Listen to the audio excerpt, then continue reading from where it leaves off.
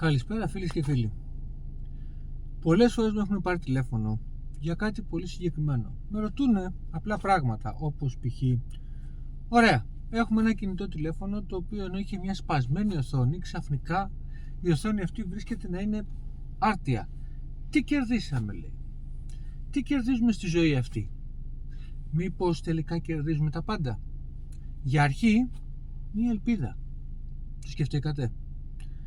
Μέχρι τώρα, βάσει των νόμων αυτής της κατάστασης του κόσμου που ξέρουμε, όντως μια σπασμένη οθόνη έφτιαχνε μόνη της?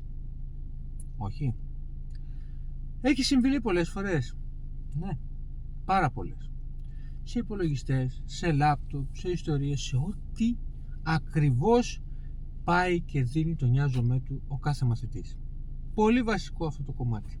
Γιατί κάποιος λέει, ωραία, είναι ένα κινητό τηλέφωνο, είναι μια οθόνη, είναι ίσως μια αμεληταία κατάσταση. Είναι όμως, για να δούμε λίγο, εάν στο γεγονός του κάποιος μαθητής έχει ξεκάθαρα το κομμάτι του κινητού του τηλεφώνου, τότε εκεί θα συμβεί το φαινόμενο.